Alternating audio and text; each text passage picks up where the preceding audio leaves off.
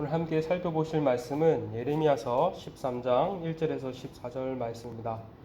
예레미야서 13장 1절로 14절, 제가 가지고 있는 구약성경 1071면에 있습니다. 다 찾으셨으면 함께 읽으시겠습니다. 여호와께서 이와 같이 내게 이르시되 너는 가서 뱃띠를 사서 내 허리에 띠고 물에 적시지 말라 하시기로 내가 여호와의 말씀대로 띠를 사서 내 허리에 띠니라. 여호와의 말씀이 다시 내게 임하여 이르시되 너는 사서 내 허리에 띈 띠를 가지고 일어나 유브라데로 가라서 거기서 그것을 바위 틈에 감추라 하시기로 내가 여호와께서 내게 명령하신 대로 가서 그것을 유브라데 물가에 감추니라. 여러 날 후에 여호와께서 내게 이르시되 일어나 유브라데로 가서 내가 내게 명령하여 거기 감추게 한 띠를 가져오라 하시기로 내가 유브라데로 가서 그 감추인 곳을 파고 띠를 가져오니 띠가 썩어서 쓸 수 없게 되었더라.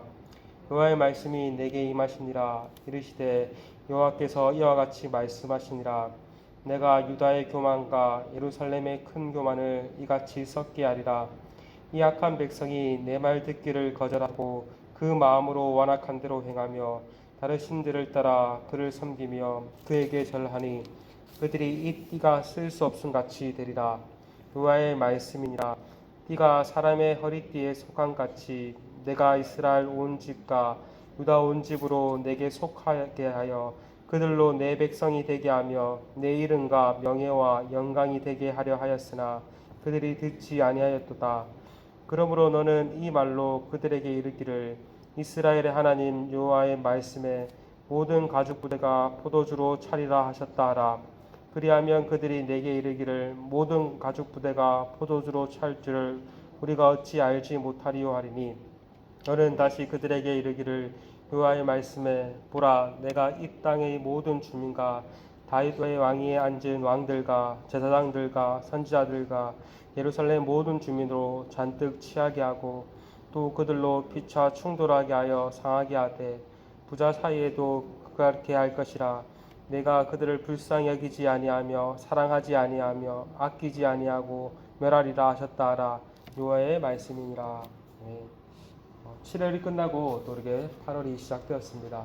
8월 한 달 동안 말씀과 동행하며 하나님 앞에 서나가는 한 달이 되길 소망합니다. 선지자들은 말씀을 통해 하나님의 뜻을 전하였을 뿐만 아니라 상징적인 행동을 통해 하나님의 뜻을 전하였습니다. 말을 통하는 방식은 마치 책을 읽는 것과 같다면 상징 행동을 통해 전해지는 방식은 마치 영화를 보는 것과 같다 할 수 있습니다.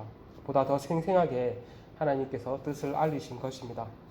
오늘 본문은 예레미야 선지자의 상징 행동과 그 행동에 관한 해석이 나옵니다. 먼저 1에서 7절은 선지자의 상징 행동이 나옵니다. 여호와의 말씀이 예레미야에게 임하였고 예레미야는 그 말씀을 따라 행동합니다. 첫 번째, 여호와께서 너는 가서 뱃띠를 사서 그것을 허리에 띠고 물에 적시지 말라고 명령하셨습니다. 배는 식물성 재료로 제사장의 옷을 만드는 데 사용되었습니다. 하나님은 배로 만든 이 띠를 사서 허리에 차고 물에 적시지 말라고 말씀하셨죠. 그런데 두 번째로 여호와의 말씀이 예레미야에게 임합니다. 이번에는 허리에 띈 띠를 가지고 유브라데 강으로 가서 그것을 바위 틈에 감추라고 말씀하십니다. 예레미야가 거하는 남유다 예루살렘에서 유브라데 강까지는 최소 600km나 되는 먼 거리에 있었습니다. 아마도 당시에 교통수단이 잘 발달하지 않았기 때문에 그곳으로 이동하는 것도 시간이 많이 걸렸고 쉽지 않았을 것입니다. 예레미야 입장에서는 하나님의 말씀에 순종하는 것이 쉽지 않았을 것입니다. 그러나 예레미야는 하나님의 말씀에 순종하였습니다. 그런데 여러 날이 지났던 것 같습니다. 아마도 유브라데 강에 가서 또 다시 돌아오는데 많은 시간이 걸렸겠죠. 그런데 세 번째로 여호와의 말씀이 예레미야에게 임합니다. 이제 하나님께서는 다시 유브라데로 가서 감추었던 띠를 가지고 돌아오라고 명령하십니다. 먼 곳을 겨우 다녀왔는데 다시 그곳으로 다녀오라니. 감추라고 하실 때는 언제고 다시 감추인 것을 가지고 오라고 하시니 결코 순종하지 않는 말씀입니다. 그러나 예레미야는 유브라데로 가서 감추인 띠를 찾아옵니다. 그런데 그 띠를 보니 어떻게 되었다고 말을 합니까? 썩어서 더 이상 쓸 수 없게 되었다고 말을 합니다. 강가에 바위 틈에 숨겨져 있었으니 정말 썩는 것은 당연한 일이 아니겠습니까? 이렇게 상징적인 행동이 끝나고 나서 이어서 하나님께서는 그 행동에 관한 의미를 설명해 주십니다. 8에서 11절은 예레미야의 상징 행동에 관한 하나님의 해석입니다. 여기서도 여호와의 말씀이 임하였고 하나님께서 상징 행동에 관한 의미를 설명해 주십니다.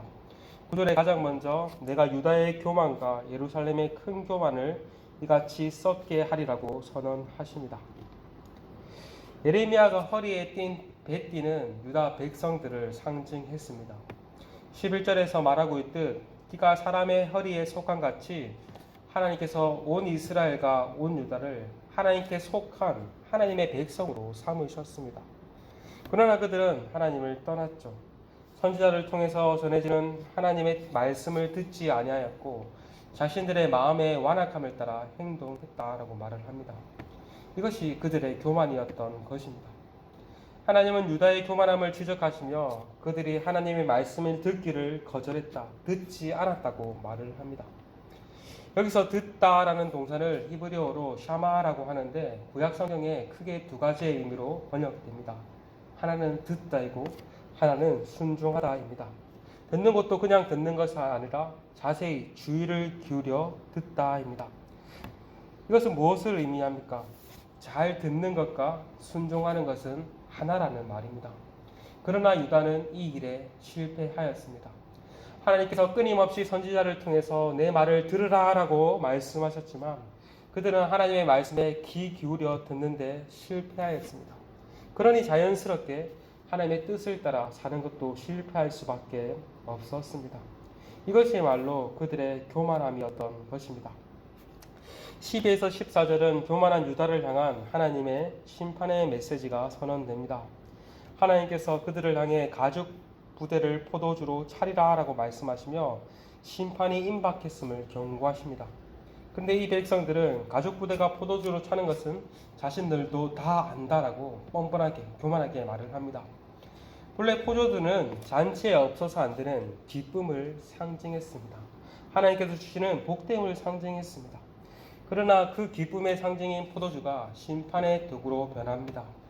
하나님께서 유다의 모든 주민들과 왕들과 제사장들과 선지자들을 포도주로 취하게 하시겠다고 말씀하십니다. 온 유다를 포도주로 취하게 하셔서 정신을 못 차리도록 하시고 그로 인해서 서로에게 부딪혀 서로의 몸을 상하게 할 것이라고 말씀하십니다.